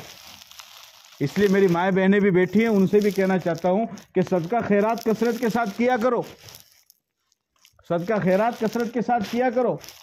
کوئی اگر مدرسے کے لیے آ جائے یا مسجد کے لیے آ جائے، کوئی دینی کام کے لیے اگر تعاون کے لیے آ جائے تو یہ نہیں کہ کہتے بولا بیٹا کیا نام ہے وہ گھیڑے ہیں شام کا ہوگے، ارے وہ کپڑا آ رہا ہوا جو تو خود کرے بڑے فیصلہ جا کے یہ سوٹ میں نے دکھا، وہ کوئی بیچارہ وسائتی آ جاؤ تو جب تو خود کرے دیکھے کہ میں نے یہ کانچ چاہے، میں نے یہ چاہے، میں نے وہ چاہے، پورے فیصلے خود کرے گی۔ اور جب کوئی اللہ کے نام پر مانگنا رہا ہوگا وہ صاحب گھیڑے ہیں شام کا آ جائے، اب وہ بیچارہ سیکر سے جھنجھنوں سے شام کا کڑا ہوگا۔ اللہ کی بندی تو تیرے ہاتھ سے دے دے، تیرے ثواب پہنچائے گے، تیرے ثواب پہنچائے گے۔ سخی انسان اللہ کو پسند ہے، اور بخیلی کرنے والا کنجوس انسان نہ اللہ کو پسند ہے نہ لوگوں کو پسند۔ بخیل کنجوسی کرنے والا انسان اگر کنویں میں لٹک کے عبادت کرے تب بھی اللہ کو پسند نہیں، تو رہنے دے، تیری کوئی ضرورت کو نہیں۔ کم میں الٹا لٹک کر کنواں میں عبادت کر لوں گا تو، لیکن پیسا وہ کیا کہتے ہیں، چمڑی چلی جائے دمڑی نہ جائے، ایسی صورتحال ہے۔ وہ کہتے ہیں نا ایک بخیل کو ایک ڈاکو نے پکڑا اور پکڑ کے کہا یہ بتا جان دے گا یا مال دے گا؟ تو اب دیکھو مال کی محبت اس کے دل میں کتنی، پتہ کیا کہہ رہا ہے؟ بولے فی الحال تو جان لے لو، مال میرے بعد میں کام آ جائے. جب تیرے میں جان ہی نہیں رہے گی تو مال کب کام ہوگا بھائی؟ لیکن بس کنجوسی پڑا اتنا زیادہ. اس لیے اپنی ماں بہنوں سے بھی درخواست ہے کہ زیادہ سے زیادہ نیکیاں بھی کرو، عبادت بھی کرو اور صدقہ خیرات بھی کرو. صحابیات کے زمانے میں جب ان کے سامنے دین کا کوئی تقاضا آتا تھا تو اپنے زیورات کو نکال کر دے دیتی تھی کہ جاؤ اللہ کے لیے. ان کو بھی تو نیکیاں کرنی، بلکہ علماء یہاں تک فرماتے ہیں کہ اپنے بچوں کو عادت ڈلواؤ، اپنے بچوں کو اپنی جیب سے پیسے نکال کر کے دو کہ بیٹا یہ پیسہ دیکھا ابھی نہیں، تاکہ اس بچے کی سخاوت کی عادت پڑے، لوگوں کو دینے کی عادت پڑے. بھیڑا کر کے رکھنا سے کیوں نہیں ہوگا؟ یہ بھی آ جاؤ، وہ بھی آ جاؤ، یہ بھی لے لوں، وہ بھی لے لوں، بننے سے لے لوں، پھر کیا ہوگا؟ تمہارا صرف وہی ہے جو تم نے کھا لیا اور پہن لیا، باقی کا تیرا تو کیوں بھی کو نہیں. بعد میں جو پیچھے ہے نا وہ بھی پر عیاشی کرے گی. انسان کا تو صرف وہی ہے جو اس نے کھا لیا اور اس نے کیا کر لیا؟ پہن لیا. اس کے علاوہ کچھ بھی نہیں ہے، اس کے علاوہ کچھ بھی نہیں ہے. بلکہ اگر صحیح اور اچھے کام میں لگا دو گے تو تمہارے کام بھی آ جائے گا، اور اگر 5-10 لاکھ روپے چھوڑ دیے تو پھر مرنا تو دور کی بات ہے. ایک شاعر نے بڑا اچھا شعر کہا ہے، ذرا سی میری طبیعت کیا خراب ہوئی، ذرا سی طبیعت میری کیا خراب ہوئی، بچے میرے وکیل کو بلا لائے ڈاکٹر سے پہلے. بچے میرے وکیل کو بلا لائے کس سے پہلے؟ ڈاکٹر سے پہلے. ارے وہ علماء آپ جان رہا ہے یہ 10 بیگھہ زمین ہے، یہ 10 لاکھ کا. ارے کتنے پڑے بابا جی اب تو بتا دے.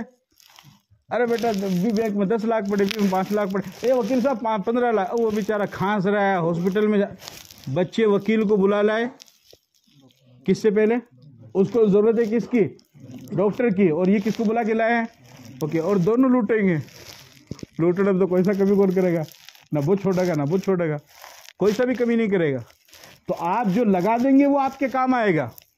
اس کا میرا کہنے کا ہرگز یہ مطلب نہیں کہ اپنی اولاد کو لاوارث چھوڑ دو.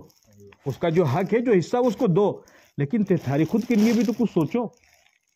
آج کی اولاد زندگی میں بات نہیں مانتی ہے، مرنے کے بعد کون آپ کے لیے اصلاح ثواب کرے گا؟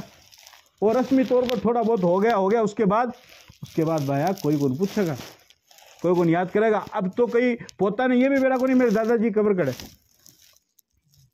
انتقال ہو گیا. انتقال کے بعد میں پھر حضرت سعودیہ میں تھے، آگے دبئی میں تھے، آگے امام صاحب آج جمعہ ہے، وہ دادا جی قبر تھا تو میرا ہی ہوگا، لے چلو. بیچارہ امام بہار کا وہ بتا رہے دادا جی قبر کڑے، وہی بتاؤ نا.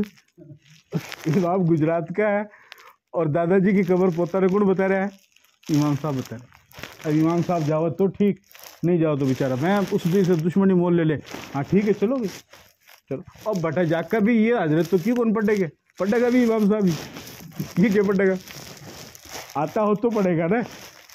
اگر آتا ہو تو ہی تو پڑھے گا. ہاں.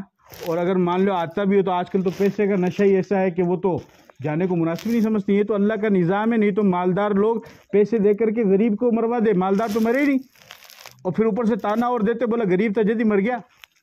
مارکن تو پیچھے بھایا، میں تو کمایا زندگی میں جوانی میں، جب میں کیوں مریں گے؟ نہیں، اللہ نے نظام بنایا کہ سب جاؤ گے، سب کوئی باقی نہیں رہے گا. تو انسان مر جاتا ہے، مرنے پر اس کے عمل کا سلسلہ ختم ہو جاتا ہے. لیکن شریعت نے ہمارے لیے ایک آسانی کی ہے. وہ آسانی یہ ہے کہ اس کے رشتہ دار اگر اس کے ایصال ثواب کے لیے کچھ کرنا چاہتے ہیں تو اس کا ثواب اللہ پاک اس کو پہنچاتے ہیں، اور اس کی وجہ سے اس کو سکون ملتا ہے، اس کو راحت ملتی ہے مرنے والے کو. آپ جو بھی ایصال ثواب کریں گے اس میں سے ایک آپ نے فرمایا عن صدقۃ جاریہ، صدقہ جاریہ انسان اپنی زندگی کے اندر کرے. آپ اپنی زندگی کے اندر صدقہ جاریہ کر دے.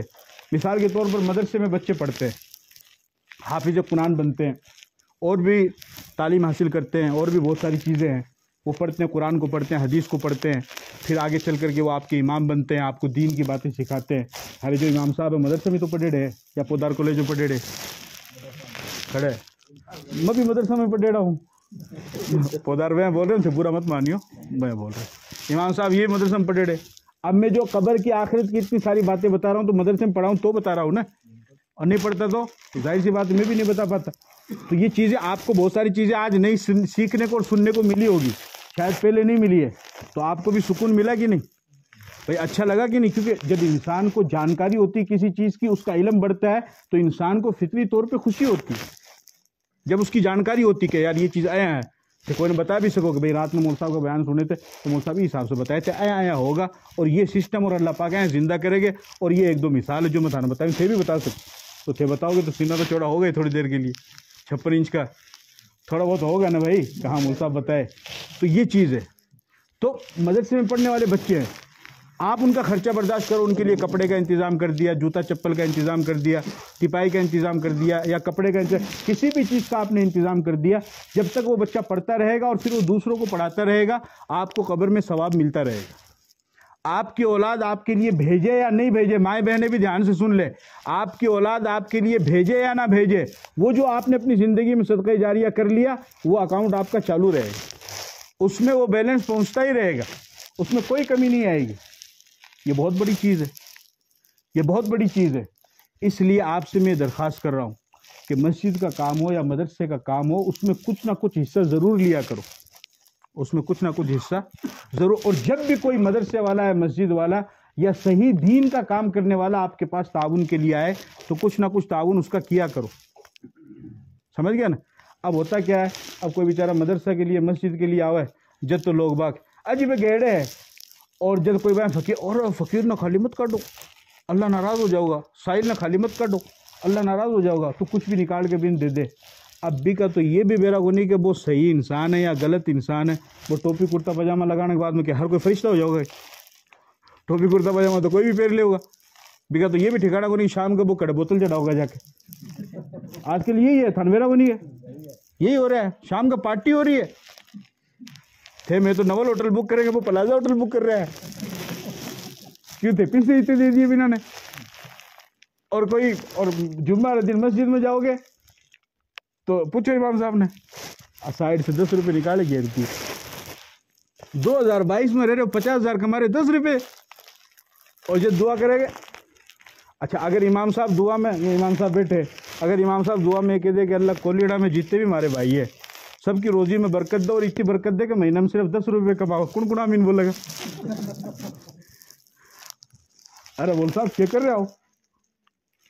چلو ٹھیک ہے 50 روپے کر دے۔ ارے بول صاحب کیا کر رہے ہو؟ 50 روپے اللہ سے مانگ رہے ہو؟ کروڑوں میں بات کرو، اللہ پاک تو 70 بار سے زیادہ محبت، اللہ سے لینا ہو تو کروڑوں چاہیے، اللہ کے نام پہ دینا ہو تو 10 روپے، پھر کیا چاہیے؟ 10 روپے۔ تو ایک صاحب کا واقعہ ہے نا، وہ جمعے کے دن بیٹھے تھے، وہ غلہ لے کر کے چل رہے تھے، پیچھے سے ایک صاحب نے 10 کا نوٹ لیا، نہیں 100 کا نوٹ لیا، اور 100 کا نوٹ لے کر کے ان کو کہا کہ یہ اس میں گلے میں ڈال دو، مطلب یہ لے لو۔ تو وہ بیچارہ آگے بیٹھا تھا، اس نے کیا سوچا کہ یہ بیچارہ اپنی طرف سے دے رہا ہے، تو اس نے کہا ماشاءاللہ اللہ تعالیٰ آپ کے کاروبار میں برکت دے، آپ نے مسجد میں 100 روپے ڈالے ہیں، اس نے گلے میں ڈال دیے۔ اس نے آہستہ سے کہا وہ تھاری جیب سے ہی پڑا تھا، میں کو دیا، وہ تجھے 10 کا کاٹ رہا تھا، وہ 100 کا گر گیا تھا، وہ تو تیرے رکھنے کے لیے دیا تھا، اب تو بھی میں گھیر دیا، میں کیا کروں؟ انسان نہیں کاٹے تو اللہ پاک میں کٹا لے۔ تو ماشاءاللہ سبحان اللہ بھی سوچ سمجھ کے کہنا چاہیے، پہلے پوچھ لو خود کا ہی ہے دوسرا کا۔ 500 روپے کے نوٹ میں 1000 کے تو بند ہو گئے، اور 10 روپے کے نوٹ میں بحث ہوئی۔ 500 روپے کے نوٹ نے کہا کہ میں تو 5 اسٹار ہوٹل میں جاتا ہوں، میں پارک میں جاتا ہوں، میں شادیوں میں جاتا ہوں، میں بڑی بڑی پارٹیوں میں جاتا ہوں، میں ایئرپورٹ پہ جاتا ہوں، میں فلائٹ میں اڑتا ہوں، یہ کرتا ہوں وہ کرتا ہوں۔ اور 10 روپے نے کہا کہ یار مجھے تو کوئی پوچھتا نہیں۔ بولے کیوں؟ بولا یار لے دے کے وہ مسجد کے گلے میں ہی جاتا ہوں۔ اور اب تو 10 کا نوٹ بھی کون لے رہے؟ ایک آدمی میں نے مل لیا، مگر بھائی صاحب جمعہ پڑھنا کون چال رہے گے، 2-3 سال پہلے کی بات ہے۔ بولے چالو وہ تھوڑا سا ایک چھوڑا آ رہا ہے، مگر چھوڑا کیا انتظار کرو چلو۔ بولے وہ 2-3 روپے لیا ہوا گلم گیرنا نا، کتنے روپے؟ یعنی ڈھونڈ کے رکھے کہ بیٹا یہ 2 روپے میل دے، جمعہ دن ہے نا، یہ میں لے کے جاؤں گا۔ یہ کتنی، یعنی ہنسی کی بات تو الگ ہے، لیکن مانا سوچنا چاہیے کہ میں کیا کر رہا، اللہ سے لینا ہوا ہے تو اللہ یہ بھی دے دے، وہ بھی دے دے، اس سے بھی بڑا کر دے، 20 سے بڑا کر دے، پارسل بھی بڑھا دے، یہ بھی کر دے، وہ بھر دے۔ اور جب مانا دینا ہوگا، جب 10 روپے اور 5 روپے اللہ کے نام پر دے، یہ کتنی نا انصافی۔ اگر گنجائش نہیں ہے، کیپیسٹی نہیں ہے تو کوئی منع نہیں کر رہا ہے، آپ 10 ہی دو۔ اب ایک آدمی مہینہ کے 20,000 کما رہے وہ بھی 10 روپے گر رہے, 50,000 کما رہے وہ بھی 10 گر رہے, اور جو لاکھ روپے مہینہ کما رہے وہ بھی 10 روپے گر رہے. ارے اللہ کے بندو, تھوڑا بہت تو انصاف کرو. تو مسجد اور مدرسے کا جہاں پر مسئلہ آئے, بات آئے, تو وہاں پر دل کھول کر کے آپ حضرات دیا کرو, اس میں بہت فائدہ ہوگا. اس میں ایک فائدہ یہ ہوگا کہ آپ کو صدقے کا ثواب ملے گا, اور دوسرا فائدہ یہ ہوگا کہ دین کو پھیلانے کا آپ کو ثواب ملے گا. اور یہ جو آون ہے تو خالی انہوں نے بھی کون کاٹنا, تھوڑا بہت دے کے انہوں نے بھی پار کر دو. لیکن زکوٰۃ کا اور صدقے کا آپ کا جو پیسہ ہے, زکوٰۃ سمجھ رہے ہو, زکوٰۃ کا اور صدقے کا جو آپ کا پیسہ ہے وہ کس کو دینا ہے؟ وہ صرف مدرسے میں دو, اس کے علاوہ دوسری جگہ نہیں. یا اس کے علاوہ آپ کا محلہ ہے, آپ کو پتہ ہے ایک آدمی بیچارہ وہ غریب ہے, اس کی بچی کی شادی کرنی ہے, آپ اس کا سائڈ سے اس کا تعاون کر دو. بتاؤ مت کسی کو, کسی کو نہیں بتانا ہے. اپنی زندگی میں کچھ صدقہ خیرات ایسے کرو کہ اس کا علم اللہ کے سوا اور آپ کے سوا کسی کو نہیں ہو. وہ ایک صدقہ خیرات آپ کو جنت میں لے جانے کے لیے کافی ہو جائے گا. لیکن اب تو صورتحال ہی الگ ہے. اب تو ایک کیلا پکڑانا ہو تو 5 آدمی آتے ہیں, اور چھٹا کیمرہ والا. ایک کیلا 5 کلو کی آٹے کی بوری کسی غریب کو دی اور دینک بھاسکر میں چھاپ دی, تو نہیں دیتا, وہ بڑھیا تھا. اب آپ سوچو, ایک عورت آپ کے گھر پہ آئی مانگنے کے لیے, وہ بیچاری ضرورت مند ہے, آپ اس کی مدد کر رہے ہیں, آپ سامنے کیمرہ والے کو بلاتے ہیں, اس کی فوٹو کھنچاتے ہیں. آپ خود سوچو تھوڑی دیر کے لیے, اگر ای عورت کی جگہ تھاری عورت یا تھاری بیٹی ہوتی اور بی کی کوئی مدد کرتا اور کوئی فوٹو کھینچتا تھا, بڑھیا لگتا. تو بی کی بھی تو عزت ہے نا. تو غریب ہے تو کیا مطلب عزت کن رہی, تو عزت تو ہے نا اس کی بھی. تو غریب کی مدد بھی کرنی ہے, اس کی عزت بھی کرنی ہے. اس کی عزت کو اچھالنا نہیں ہے, اس کی مدد بھی کرنی ہے, اس کی عزت بھی کرنی ہے. تو صدقہ جاریہ جو آپ اپنی زندگی کے اندر کر جائیں گے, اس کا ثواب مستقل آپ کو ملتا رہے گا. اور ان لوگوں کو پہچانو, یہ جو آتے ہیں, وہ ہمارا تو خاندانی چل رہا ہے, میں تیرے گھر کی مصیبت لے جاؤں گا, میں یہ لے جاؤں گا, میں وہ لے جاؤں گا, اب ہماری بان. اور ارے بھائی تن میرا کو نہیں گیا, وہ تو بڑا بڑا بابا ہے, وہ تو پہنچی ہوئی سرکار ہے, وہ تو ہے بولا میں تیرے گھر کی مصیبت لے. انسان مصیبت لے جاؤ گا, انسان مصیبت لے جاؤ گا, وہ تو خود مصیبت ہے. دیکھیے شکل صورت سے کون دیکھ رہے گا؟ کوئی انسان مصیبت کو کیسے لے جا سکتا ہے؟ مصیبت کو ٹالنے والا صرف اور صرف کون ہے؟ تو وہ بابا جی کیا لے جاؤ گا؟ لیکن نہیں, بس تو ان کو بھی کچھ نہ کچھ دے دو, خالی تو مت بھیجو. لیکن آپ کی زکوٰۃ اور صدقے کا جو پیسہ ہے وہ ہمیشہ مدرسے میں لگاؤ یا کسی غریب کا تعاون کرنے میں لگاؤ. یتیم بچہ ہے, اس یتیم کی اسکول کی فیس ہے, اس کو آپ پڑھاؤ, اس کی فیس آپ ادا کرو, یہ بھی آپ کے لیے ثواب کا کام. حدیث میں آتا ہے, آپ علیہ السلام نے فرمایا کہ جس انسان نے کسی یتیم کے بچے کے سر پر ہاتھ پھیرا تو اس کے ہاتھ کے نیچے جتنے بھی بال آئیں گے ان سارے بالوں کے برابر اللہ اس کو نیکی دے گا. تو یہ کام بھی کرو, یتیم کی مدد بھی کرو اور اس کے سر پہ ہاتھ بھی پھیرو اگر وہ چھوٹا یتیم بچہ ہے. اس کے علاوہ پھر مدرسے میں مدد کرو. دوسرا آپ نے فرمایا علم ينتفع به, کوئی ایسا علم انسان چھوڑ کر جائے جس سے لوگوں کو فائدہ ہو, اس کا ثواب ملتا رہتا ہے. تیسرا آپ نے فرمایا ولد صالح يدعو له, نیک اولاد انسان چھوڑ کر کے جائے جو اس کے لیے دعا کرے تو پھر اس کا ثواب بھی اس کو ملتا رہتا ہے. تو مرنے پر اللہ نے سلسلہ ختم نہیں کیا ہے, بلکہ آپ ایصال ثواب کے لیے جو کچھ بھی کریں گے اس کا ثواب ان کو پہنچتا رہے گا, ان کو پہنچتا ہے, اور وہ قدم قدم پر محتاج ہوتے ہیں آپ کے ثواب کی. اس لیے میرے عزیزوں, میرے نوجوانوں, میری پردہ نشین ماں اور بہنوں, میرے بزرگوں, آپ سے یہ درخواست ہے کہ سب سے پہلے تو ہم اپنی آخرت کی تیاری کریں, اس چیز کا یقین کریں, اس کا ارادہ کریں, اور اس کو سمجھیں کہ اللہ نے اور اللہ کے نبی نے جتنی باتیں آخرت کے بارے میں بتائی ہے وہ ساری کی ساری پیش آئیں گی. مسلمان ہونے کے لیے اس پر یقین کرنا, اس پر ایمان لانا ضروری ہے, اس کے بغیر تو مسلمان نہیں ہو پائے گا. ہمارے ایک ساتھی تھے مول صاحب, وہ ایک بزرگ آدمی تھے بیچارے 70-80 سال کے, اب وہ نماز پڑھنے کو نہیں آتے, تو وہ جا کے بھی بولے کہ حاجی صاحب اتنی عمر ہوگی, اب تو زندگی کا آخری ٹائم چل رہا, قبر میں پگ لٹک رہے, نماز نماز چالو کر دو, نہیں تو قبر میں سانپ آؤ گے, بچھو آؤ گے, پتھان بھٹکا بھرے گے. بولا ملا جی ایک بات بتا. بول بھائی. بولا اتنی سی قبر, اتنے سارے سانپ بچھو آؤ گے کیا؟ یہ لو بھائی ہو گیا کام. کیونکہ اس کے پاس تعلیم نہیں, اس کو معلوم ہی نہیں ہے. ایسا بہت ہو رہا ہے. اس لیے ہمیں دینی تعلیم کو حاصل بھی کرنا ہے اور ان تمام چیزوں کے اوپر ایمان بھی لانا ہے, یقین بھی کرنا ہے, اور جو بھی دنیا سے چلے گئے ہم کو ان کے لیے دعائے مغفرت کرنی ہے. اور جب کبھی بھی پروگرام کرو یا جلسہ کرو یا اس طریقے کی مجلس لگاؤ تو اچھے عالم کو بلاؤ, اچھے مولانا کو بلاؤ جو آپ کو صحیح بات بتانے والا ہو. اب میں بھی پیر صاحب کی الٹی سیدھی کلابہ ملا کر دھارکن سبحان اللہ ماشاء اللہ کروا لیتا تو کیا ہوتا بھی؟ کچھ بھی کوئی نہیں، میں میری واہ واہی کرا کے چلا جاتا. لیکن نہیں، میرا یہ فرض تھا کہ مجھے کسی نے اگر بلایا ہے تو میرا فرض ہے کہ میں اپنے سننے والوں کو صحیح باتیں بتاؤں، اور وہ صحیح باتیں میں نے آپ کو بتائی، وہ صحیح باتیں میں نے آپ کو بتائی ہے. اور یہ تھوڑا سا محفل بھی اس لیے میں نے جمائی ہے ہنسی کی، ہلکی پھلکی، اس لیے کہ مجھے ساحل نے بتایا کہ ماشاءاللہ اچھی خاصی ان کی عمر تھی، ان کی ساس کی مرحومہ ہاجرہ، اچھی خاصی ان کی عمر تھی، اور 5 سے 6 منٹ میں ہی، اتنے ٹائم لگا 5 سے 6 منٹ میں ہی اللہ نے ان کو اپنے پاس بلا لیا. ماشاءاللہ بہت اچھی بات ہے، خوشی کی بات ہے. عمر بھی اللہ نے زیادہ دی اور فوراً اللہ پاک نے ان کو اپنے پاس بلا لیا. نہیں تو لوگ ایسے ہوتے ہیں 2 3 مہینے تک بستر پہ پڑے رہتے، اس کے بعد موت آتی ہے، پیسے الگ لگتے ہیں، وقت الگ لگتا ہے، اور انسان بچتا بھی نہیں. ہاں ہوا نا، لیکن ایسا بھی نہیں ہوا. اس وجہ سے میں نے چند باتیں آپ کے سامنے رکھی ہے. اس لیے آپ سے درخواست ہے کہ آپ زیادہ سے زیادہ ان کے لیے ایصال ثواب کریں، اور جتنے بھی مرحومین دنیا سے جا چکے ہیں ان تمام کے لیے ایصال ثواب کریں. اور جو بھی ان کی طرف سے آپ تعاون کر سکتے ہیں مدرسوں میں یا مسجدوں میں، زیادہ سے زیادہ تعاون کریں. اللہ پاک مجھے بھی اور آپ کو بھی عمل کی توفیق عطا فرمائے. وآخر دعوانا الحمدللہ رب العالمین.